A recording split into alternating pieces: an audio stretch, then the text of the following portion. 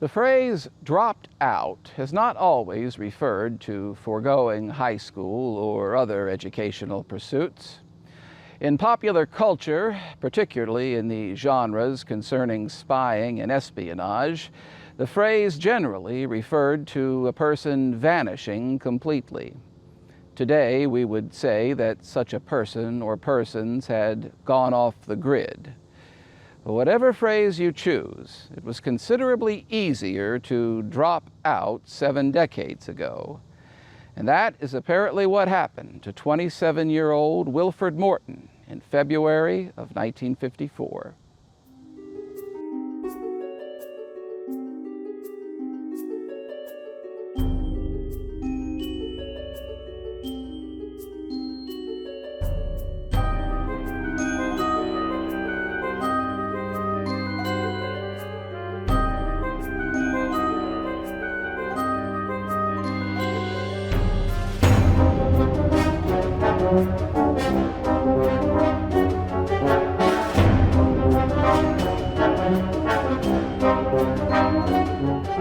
It's easy to conjure up any number of reasons to explain why someone would simply drop from sight: a flight to avoid prosecution, domestic troubles, economic concerns, or, at the worst end of the spectrum, death. Wilford Eugene Morton, father of 4 and resident of Clay County, West Virginia, was one of many persons who seemed to up and drop out during the 1950s. However, unlike the cloak and dagger yarns from the pulp magazines, there did not appear to be any exotic or nefarious reason for his disappearance. Today, Wilford Morton, if he is still alive, would be 95 years of age, and his surviving family and friends are still seeking answers in a case that has now spanned nearly 70 years. Clay County, West Virginia is located along the western edge of the Appalachian Slope near the geographic center of the state. With a population just under 10,000, it is a primarily rural and mountainous region. Farming, logging, and natural gas drilling make up the majority of the industrial output. The county's primary claim to fame is being the birthplace of the golden delicious apple. Every third weekend in September, hundreds gather together for a 4-day celebration of what is often referred to as the world's tastiest apple. Wilford Eugene Morton, known to his family and friends as Gene, was born on May 14, 1926, in Bentry, a small unincorporated community which straddles the dividing line between Clay and Nicholas counties.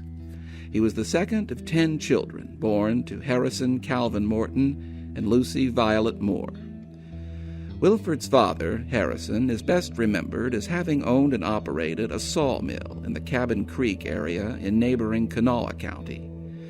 According to his family, Wilford was compelled to leave school at around the 3rd grade level to begin working in the mill, not an uncommon occurrence in the rural areas of many states. Along with coal and natural gas, timber was and still is a major export from heavily forested Clay County. But the job of felling trees and cutting timber was a notoriously dangerous way of making a living. At some point prior to his 18th birthday, Wilford lost all but the little finger and thumb from his left hand in an accident at his father's mill. On August 19, 1946, Wilford married Opal Legg, a resident of nearby Lismore, West Virginia. Their first child, daughter Anna May, was born just under a year later on August 4, 1947. Over the next 6 years, Wilford and Opal would have 3 more children. During this time, Wilford changed jobs several times, starting out as a coal miner. He later took a job as an auto mechanic and machinist in Gully Bridge, West Virginia. At some point during this time, Wilford, his wife, and children took up residence along Klein's Branch Road in Indore, West Virginia. Around 1953, Wilford again changed occupations and took a job hauling Studebaker automobiles for a trucking company out of South Bend, Indiana. Family and friends recall that the job as a truck driver kept Wilford away from his family in West Virginia roughly 12 out of every 14 days, allowing him to return home only every other weekend. Wilford and Opal's fourth child, daughter Reba Faye, was born on December 10, 1953. No one can quite remember the exact date, but around the third week of February 1954, Wilford Morton left his home as usual for the work week. This time, however, he never returned. Wilford's wife, Opal, contacted the trucking company he was working for. Though the facts may have become confused over time, Opal was reportedly told by the trucking company that Wilford was no longer employed there and hadn't been for some time. It is unknown if Opal Morton ever formally reported her husband as a missing person. What is known for certain is that Wilford's sister, Mabel, was concerned enough about his absence to contact the Federal Bureau of Investigation on April 11, 1957. In a letter dated April 22, 1957, Director Hoover replied. The words were both familiar and disheartening.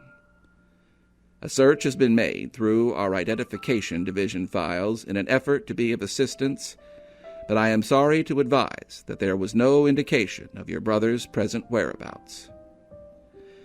In 1961, Opal Morton went to Charleston to have Wilford declared legally dead, presumably so that she could begin receiving death benefits.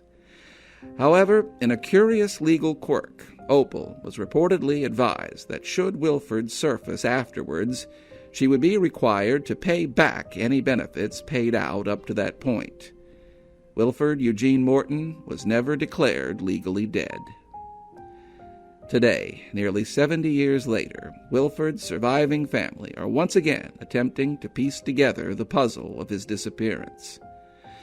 However, as with any missing persons case spanning such a length of time, the years have not been kind to recollections and records. Memories have faded, the names of businesses and locations changed, new responsibilities have arisen. The curiosity and desire for answers inevitably push to the proverbial back burner, and finally to the metaphorical cold storage. Based upon the collective fragmented memories, along with the scant documents available today, we have attempted to reconstruct in as much detail possible the life and possible fate of Wilford Eugene Morton. The clues are scant and thin. As such, the certainty of their precision must therefore be viewed as speculative at best. What little we know about Wilford Eugene Morton is primarily drawn from the personal recollections of his family and from the few surviving official documents attesting to his actual existence.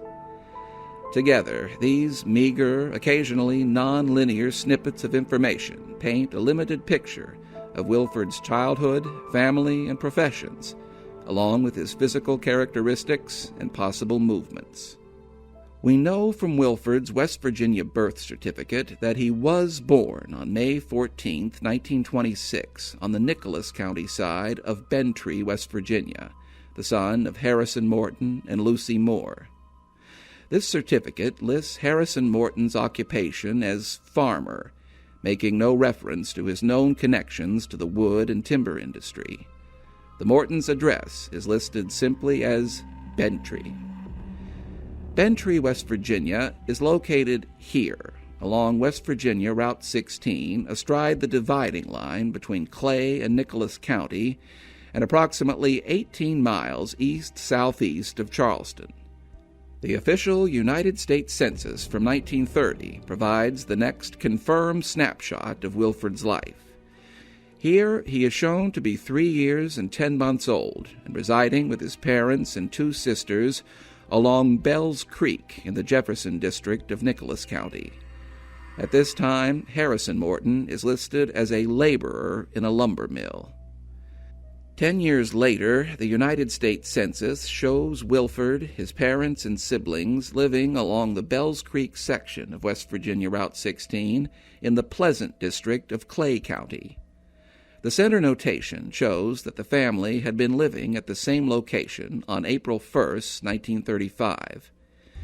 Harrison Morton is now listed as a timber cutter, cutting mine props. Harrison's draft registration card, completed in May of 1942, gives his residence as Bentry in Clay County and elaborates further on his employment. Harrison's employer is listed as Weigel and Company, with the business location given as Post Timber, Fayetteville, West Virginia. 2 years later, Wilford Morton turned 18. The following day, on May 15, 1944, he filled out his own draft registration card. This single, double-sided index card provides perhaps the most intimate and personal view of Wilford Morton. Here we can see that he lists his residence as Morris Creek in Fayette County, West Virginia.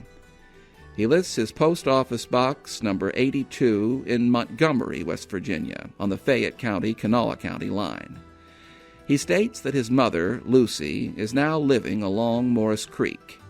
His employer is listed as C.M. Huddleston of Pratt, also in Fayette County. C.M. Huddleston was also involved in the lumber and timber industry. It is the reverse side, however, which gives us our only documented confirmation of Wilford's physical description, including the fact that he had already lost all but one of the fingers on his left hand.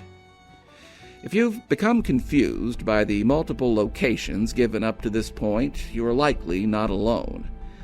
The surviving documentation we have thus far touched on illustrates the geographical complexities involved in reconstructing Wilford's timeline. Wilford, his parents, and grandparents all lived very near the point where 4 separate counties, Clay, Nicholas, Fayette, and Kanawha, joined together, thus creating the appearance that the families were constantly changing their places of residence and employment. In actuality, the locations cited here are all within very close proximity to one another. In fact, the junction point of the 4 counties actually represents the exact location where Kelly's Creek, from Kanawha County, changes to Bell's Creek in Clay County, the designation cited in the 1940 census in relation to Harrison Morton's residence. This close proximity, however, means that a shift of as little as a half a mile could result in a complete change of jurisdiction from one county to another, and therefore result in the pertinent data being kept in a completely different set of books in a different county seat. Case in point, we have seen thus far that Wilford was, in fact, born in Nicholas County, lived in Clay County, and later worked in Fayette County. Each of these crucial life events were therefore recorded separately by the county clerks at the courthouses in Clay, Summersville, and Fayetteville. This type of geographical anomaly is not restricted to states formed prior to the establishment of the Northwest Territories Act. Perhaps the best-known example in the upper 48 states is the so-called Four Corners, a precise pinpoint delineating the spot where the states of Arizona, New Mexico, Utah, and Colorado come together. It is literally possible for one to walk in a circle no bigger than 4 feet in circumference and touch 4 states in as many steps. While an amusement for tourists, this type of geographical peculiarity is often a nightmare for researchers and genealogists alike, and may well have contributed to the difficulties encountered by those who have previously attempted to trace the footsteps of Wilford Morton. Wilford's marriage to Opal Legg in August of 1946 was recorded in the marriage register of Clay County. Here, Wilford is shown to again be living in the tiny community of Bentry, which straddles the lines between Nicholas and Clay County. Over the next 6 years, the Clay County birth register entries of Wilford and Opal's 4 children provide a sort of step-by-step of Wilford's occupation and residence. 1. August 4th, 1947, the birth of Anna May Morton. Wilford's occupation is listed as minor. his post office address as Lismore, West Virginia, just south of Indore in Clay County. 2. June 9, 1949, the birth of Wanda Lee Morton. Wilford's occupation is listed as mechanic, his post office address as Indore, West Virginia. September 8, 1950, the birth of Judith Marie Morton. Wilford's occupation is listed as machinist, his post office address as Indore, West Virginia. 4. And finally, December 10, 1953, the birth of Reba Faye Morton. Wilford's occupation is listed as truck driver, his post office address as Indore, Clay County, West Virginia. Members of Wilford's family recall that in the late 1940s and early 1950s, he worked for Sims Garage, an auto repair facility in Gully Bridge, roughly 10 miles to the south of Indore in Fayette County. If the birth register information is accurate, then he worked at Sims both as a mechanic and a machinist. While the exact dates are unclear, they also remember that at some point between 1952 and 1953, he moved his family to some place in Kentucky where he again worked as a coal miner. The mine reportedly closed down, and Wilford moved his family back to West Virginia, this time to Klein's Branch Road off of West Virginia Route 16 in Indore, West Virginia. It was at about this time that Wilford is said to have taken his last known occupation, truck driver, a fact now confirmed by the 1953 birth register entry. Family and friends of Wilford's recalled several details about the time he was engaged in this line of work. He apparently worked for 2 weeks at a time, hauling Studebaker automobiles from the company's headquarters in South Bend, Indiana, to somewhere in the Carolinas. Wilford was able to be home with his family only every other weekend. He would often drive his trailer back to the entrance of Klein's Hollow and park it at this church located at the hollow's opening. Sadly, no one has been able to recall the name of the trucking company. A check with the Studebaker Museum in South Bend turned up no additional clues. Cold cases, almost as a rule, often present investigators with something of a moving target. New or overlooked pieces of evidence have a strange way of manifesting, seemingly out of the blue. During the production of this feature, Wilford's family came upon an apparently forgotten piece of evidence, which, if accurate, could potentially push the case of Wilford Morton in an entirely new direction. This faded, undated newspaper article adds another layer of mystery to Wilford's life. According to the article, at some point during the late 1970s, he may have worked as a relief driver for the West Virginia State Courtesy Patrol, a vehicular service that routinely cruises the major highways of the state in search of motorists in need. Of key interest in the article is the offhand reference to Interstate 77, a designation which was not adopted until the passage of the 1956 Highways Aid Act. Of even greater interest is the reference to the Republican governorship of Arch Moor. The article states that Denzel Shamblin lost his job with the state of West Virginia because, quote, a Democratic administration is in, end quote, a reference to the 1976 election of Governor J. Rockefeller. If this article is accurate, and the Wilford Morton cited is the one in question, then at some point after 1977, he was working for the state of West Virginia and was stationed out of the Sissonville Garage along I-77. In 1977, Wilford would have turned 51 years of age on May 14th. Originally, we were not going to include this article, the 1978 obituary of Wilford's father, Harrison. According to the article, both Wilford, listed in the article by his middle name Eugene, and his brother Bobby were both living in Charleston at the time. This article was obtained from the state archives by Mysterious W.V. and forwarded to Wilford's family.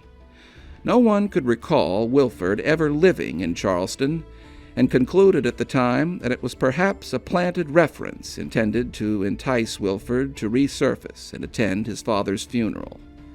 However, if the article is correct, and Wilford was working out of the Sissonville garage of the West Virginia Division of Highways, then a residence in Charleston would be entirely plausible.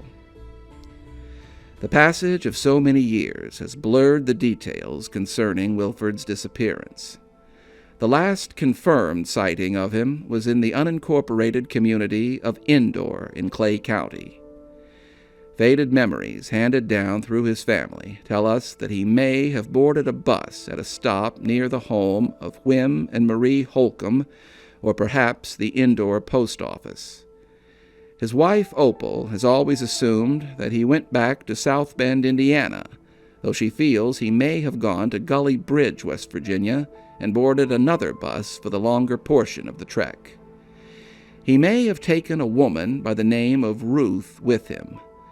Just who Ruth was or may have been has been lost to time, but it is thought that she and Wilford were approximately the same age. Wilford's great-granddaughter, Kaylee, believes there may be a connection to an unidentified woman named Victoria Elizabeth Morton, who may have been Wilford's niece, perhaps a child of his brother Bobby, or possibly even a daughter of his own by a different mother. One of Wilford's daughters later recalled his wife, Opal, receiving a letter from Wilford at some point after he is thought to have gone missing. Wilford was apparently riding home and requesting a photo of his daughter Anna, to which an indignant Opal Morton is reported to have replied would require a cold day in hell. As to just why Wilford Morton seemed to up and vanish without a trace, there is little but conjecture.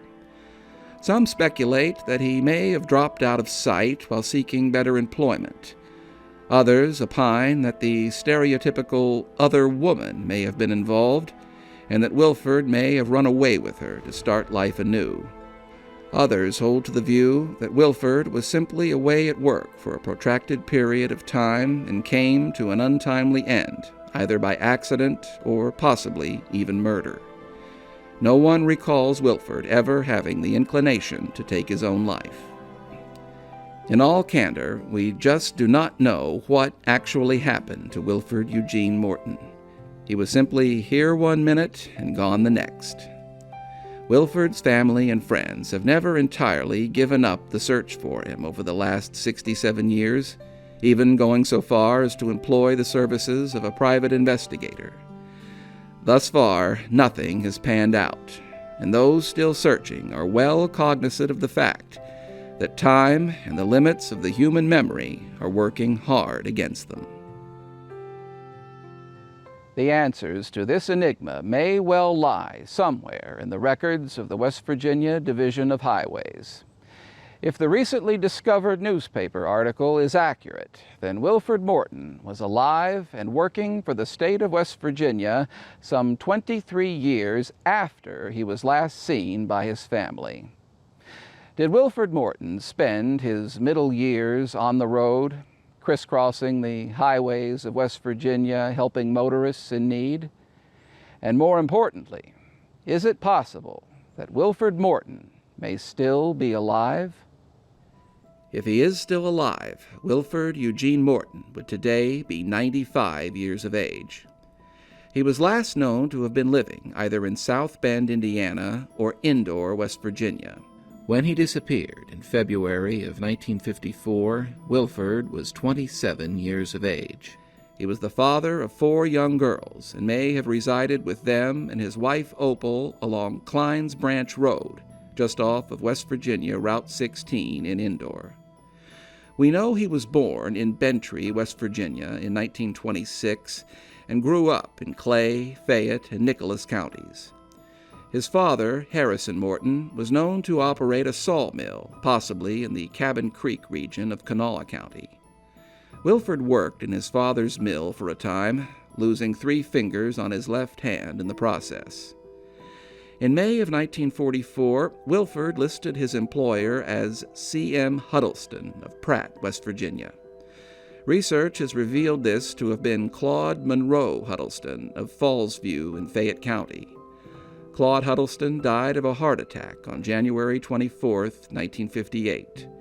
His death certificate shows that he, too, was involved in the timber industry.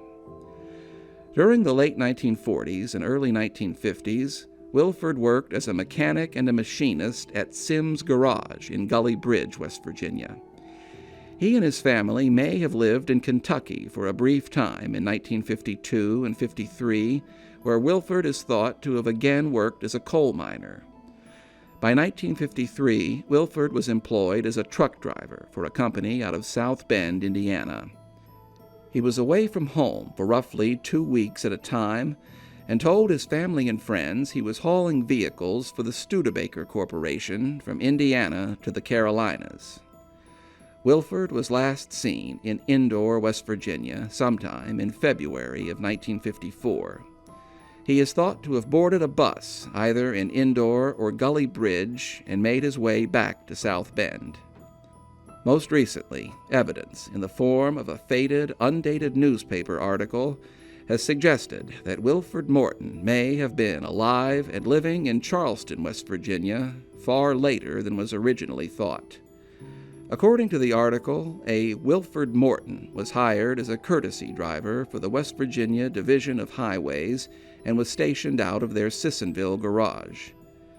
References to the gubernatorial election of 1976 and the previous governorship of Arch Moore place the article at some point after the inauguration of J. Rockefeller on January 17, 1977. These are 3 of the few surviving photos of Wilford Eugene Morton, showing him as a youth and near the time of his disappearance. When he was last seen by his family in 1954, he was 5 feet 7 1/2 inches tall, had blue eyes, blonde hair, and a light complexion. On his draft registration card, dated May 15, 1944, he listed his weight as 152.5 pounds. By age 18, he had already lost 3 fingers from his left hand, leaving only his thumb and pinky finger. His Social Security number, which ends with the numbers 0859, was tattooed on one of his legs. If you have any information concerning the disappearance of Wilford Eugene Morton, please contact the Clay County, West Virginia Sheriff's Department at 304-587-4260.